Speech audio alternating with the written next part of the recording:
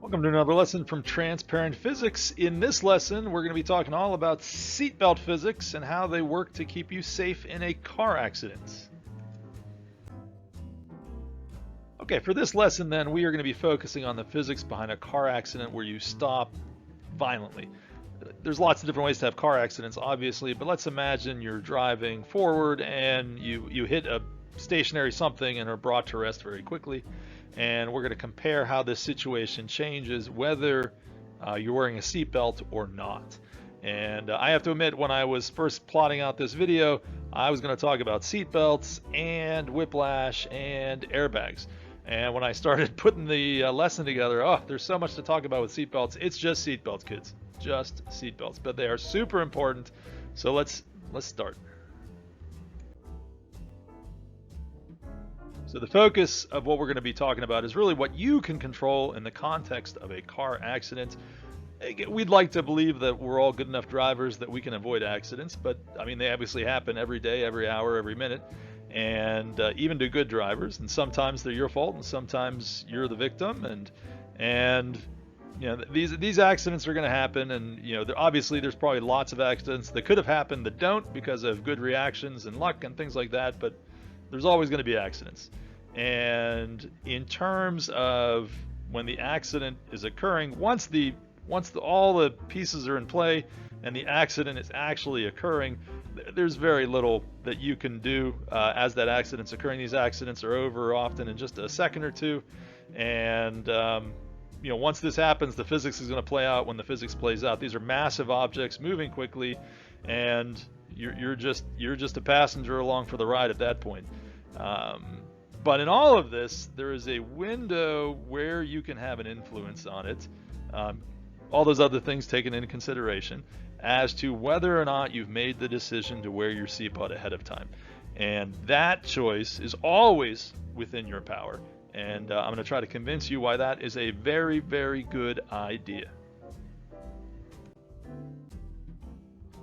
Okay, we're going to be neck deep in physics here in a moment, so it's a good time to stop and take a sip of tea. And very briefly, while we are on the topic of both tea and cars at the same time, I'm just going to put in a plug for tea that you get out of like coin-operated coffee vending machines at highway rest stops. They don't all sell it, but when they do, I always try to get it. And again, it is probably objectively bad tea. I don't know, it's just like, it's bad tea. But for some reason, I just really enjoy it. So here's to tea that you get from vending machines at highway rest stops. I salute you.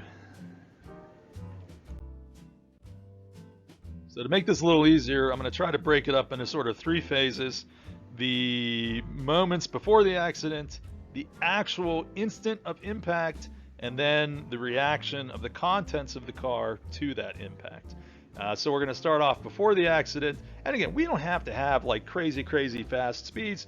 We can just assume we're driving at like 40 miles an hour or 64 kilometers per hour. Doesn't have to be very fast at all. You can get injured in very low speed accidents.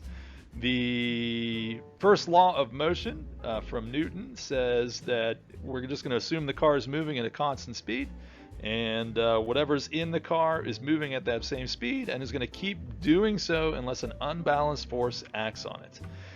But car accidents have a lot to say about unbalanced forces. The scenario that we're going to be talking about today is your car driving forward, hitting a massive stationary object, maybe a pillar or something like that, that does not move during the accident. Again, there's lots of nuances to lots of accidents. No matter what, it's always a good idea to wear a seatbelt, but just so we're all on the same page, that's the scenario we're talking about today. In terms of the physics, you know, when your car hits something or anything, it's going to exert a very large force on it. So your car hits the pillar. Again, we're assuming the pillar is big enough that it doesn't buckle under the load. It just stands there. And Newton's third law states you exert a large force on the pillar exerts a large force back on the car. And this is going to be an unbalanced force. The force acting back on the car is going to be way bigger than anything driving the car forward from the engine at that point. And this force on the car can bring your car to rest in really a fraction of a second. The impact is very violent, very brief. As the car hits the pillar, the front end is going to crumple, and the car is going to continue moving forward until like the engine block and the frame of the car interacts with that pillar, and then there's not really that much wiggle room anymore, and the car is pretty much going to come to rest. You know, depending on how fast you're traveling, obviously the frame can bend and all sorts of things like that, but the idea is that your car is going to be brought to rest. However, according to Newton's first law, anything inside of it that's not bolted to the frame is going to continue moving forward with the same speed it had before the accident. So you, in the car at 40 miles an hour, as the car comes to a rest, you are still moving forward at 40 miles an hour. You're not bolted to the car. Now, if you're wearing a seatbelt, that seatbelt is going to bring you to rest, but for an instant as the accident occurs, you are still moving forward as the car has come to rest. And if we had a camera mounted inside the car, it's going to look like everything in the car is suddenly thrown forward. It's important to realize that the physics here is you are not being thrown forward. You are carried forward by your inertia. There's no force required to push you forward. In fact, it's a force that's required to keep you from doing that. If no force acts on you, you'll just keep moving forward ad infinitum until something eventually does stop you. We have established that you're in a car. The car has been brought to a rest, and in the instant after the car is being brought to rest, you're still moving forward. So what happens to you next as you're still moving forward at, say, 40 miles an hour as the car around you has been brought to a violent stop? The question is answered to a large extent by whether or not you chose to put on that seatbelt. And I do want to have an aside here and say, hey, wearing a seatbelt doesn't guarantee that you'll come out of a serious accident without injuries or perhaps being killed. But generally speaking, an accident that's bad enough to kill or injure you while wearing a seatbelt is absolutely bad enough to kill or injure you if you weren't wearing a seatbelt. And there's lots of statistics that say wearing a seatbelt does significantly increase the chances that you're going to get out of that accident with fewer injuries than you would have if you're not wearing the seatbelt. Okay, hey, fans of the channel know that I have a special place in my heart for the Nissan Pulsar. So look what I've dug up from the archives of the National Highway Traffic Safety Administration. And so this is a crash test back from 1989. Let's take a look at what happens to this Nissan Pulsar as it hits a stationary object. So what we can see here is, again, the car stops, passengers keep moving forward. Now here, there's an airbag in play. We're not going to talk about airbags in this particular lesson. So again, if we take a look forward, you can see the car begins to crumple until it hits like the frame of the car. Then the car stops, but you can see the contents of the car continue to move forward. So the issue is, how is your body going to navigate coming to rest in those circumstances?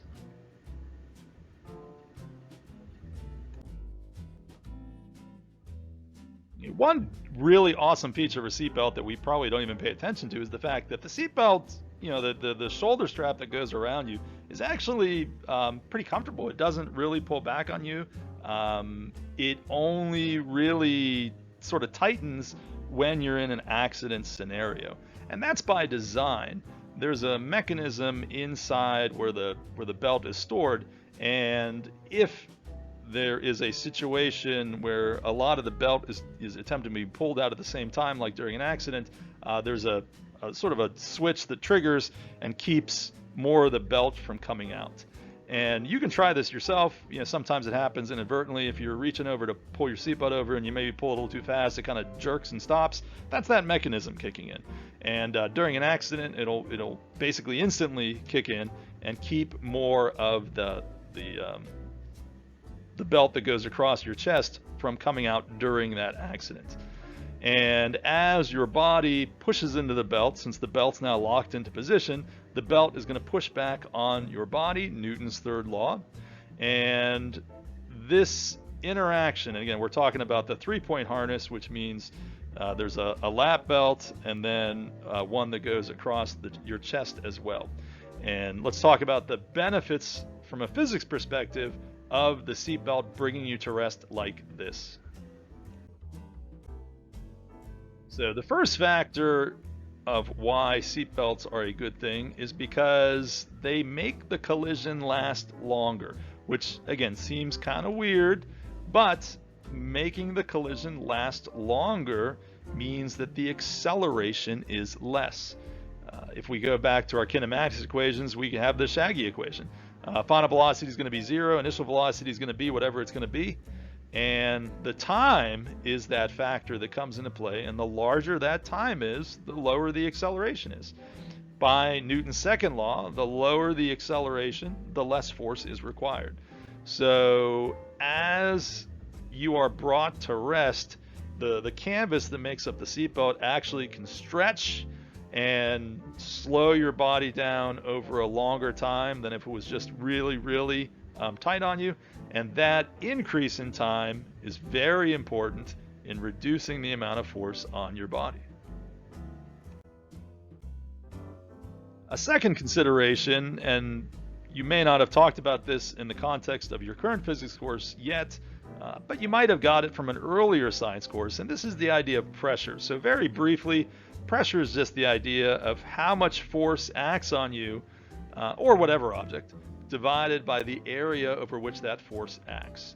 And just to draw a little more emphasis as to how that's important, if we imagine taking a watermelon, and I have a nail that has like the pointy end and sort of the flat end, and if I try to set it on a nail on the flathead part of it, aside from it being difficult to balance, the watermelon's probably going to be generally fine for the experience. If I take it pointy side up and try to balance a watermelon on it, it's the same watermelon, same weight, but the amount of area is way smaller, so the amount of pressure goes up, and probably you're going to end up spearing your watermelon with the nail. So pressure can be an important consideration, not just the amount of force, but the area over which that force is occurring.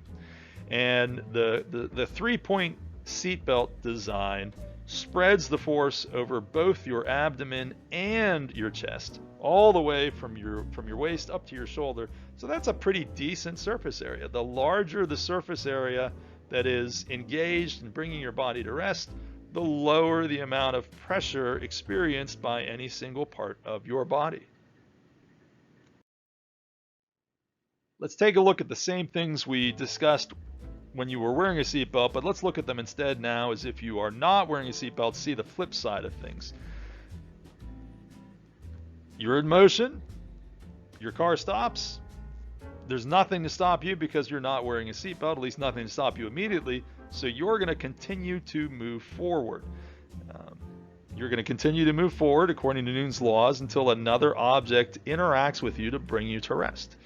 So the million-dollar question now becomes, what object is going to be bringing you to rest in this scenario now if it's not your seatbelt? Usually it's going to end up being the dashboard, could be the windshield, but depending on the rate at which you are going, the windshield may not even provide enough force to bring you to rest. You might still be moving after interacting with the windshield, and at that point you'll be what's called ejected from your vehicle. Being ejected from the vehicle, again, it's not like you're being thrown from the vehicle. You're just moving forward. The vehicle's not throwing you out of it. You're moving forward at 40 miles an hour. The car suddenly stops. You keep moving forward.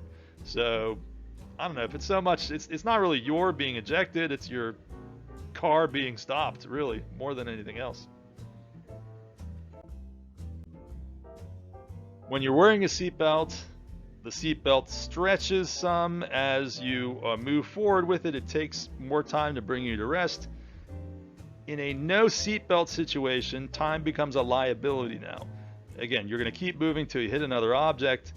That extra time in motion is not considered like an extended time of impact because you're moving forward, but you haven't hit anything yet. So you might actually be moving forward for a longer time than someone who's wearing a seatbelt, but that doesn't do any good because it's only the time of the impact that matters in determining the amount of force.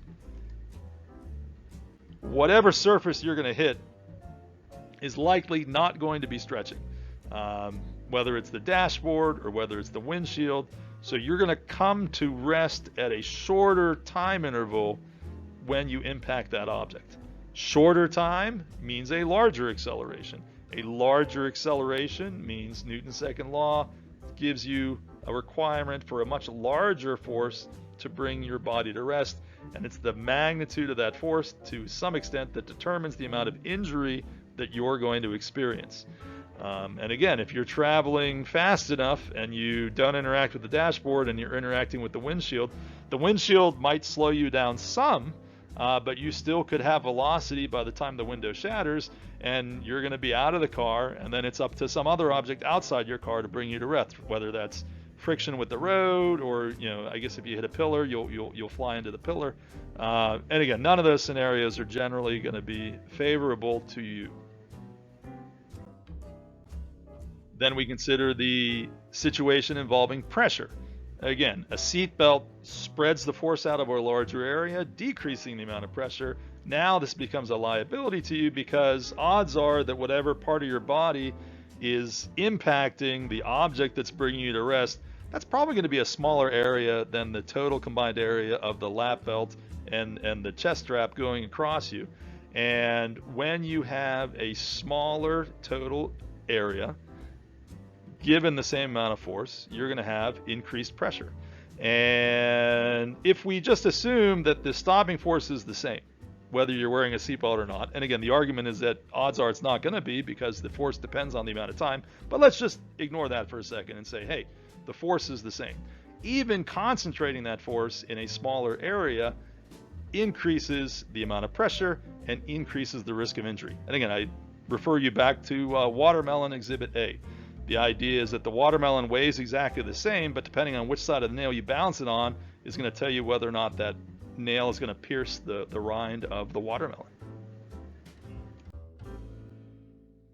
So I've spent a lot of time in the video talking about the benefits of what we call the three-point harness. And again, to review the three-point harness, the 3 points in the three-point harness means there's the points of connection with the car. You've got a point on either side of the lap belt, and then there's a strap that comes over your chest, back behind your shoulder. That's the third point of contact. That is where we get the term three-point harness. And the three-point harness, again, is a great design. It increases the time over which you come to rest. It increases the area over which the force acts on you, creating a safer, not necessarily a safe, but a safer environment for you if you're in an accident. And the story about how this engineering device got created is kind of an interesting one. So I'm going to wrap up the video with a minute or two on that. And as you can see, the title of this slide is NILS and VOLVO and the three-point harness. And so cars in the 1950s and even later often were pretty deficient on what we would consider to sort of be standard issue safety features. Even things like rear view mirrors and side view mirrors and seat belts were not standard issue on a lot of earlier model cars.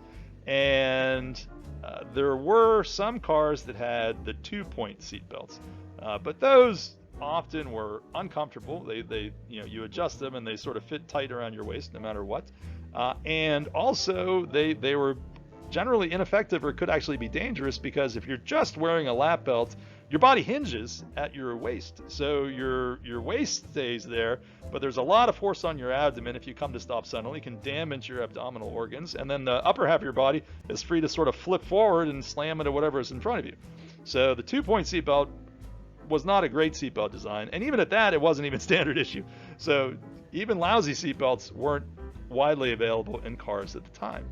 And the story goes that the president of Volvo, a car company who was also an engineer, had lost a relative in an automobile accident and wanted his company to lead the way in a safer seatbelt design that people would use. So there's the man, Niels Bohlin. He was a former aviation engineer, And among his work that he did, he designed aircraft ejection seats. So he was really good at thinking about how to design, these rigorous harnesses for these extreme situations to keep these pilots and astronauts and things like that kind of safe. So Volvo hired him to help them design a seatbelt for passenger cars. So NILS had a lot of experience with restraints, but this application was very different because we needed something that was effective, but also convenient. People weren't going to spend like a minute and a half buckling into a car, and it had to be comfortable. People weren't going to go through the trouble to put the seatbelt on if it was uncomfortable for the entire ride.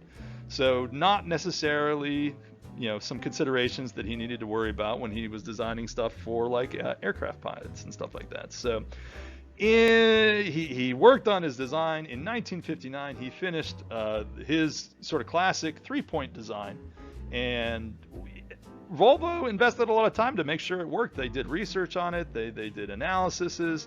They did a lot of marketing and PR campaigns to encourage people to use seatbelts, and they found that the seatbelt was very, very, very successful at doing its job. And the part of the story here that's really cool is that Volvo had a patent on this design. And again, when you own a patent, you could potentially make money from it, or you could keep other people from doing it.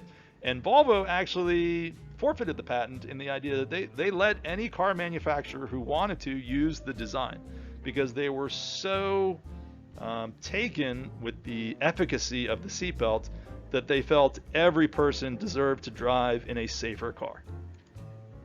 And there are estimates, since this was introduced, late 1959 onward, that his design has potentially saved more than 1 million lives in car accidents. So that is an amazing legacy, and shows you the power that a well-engineered device can have.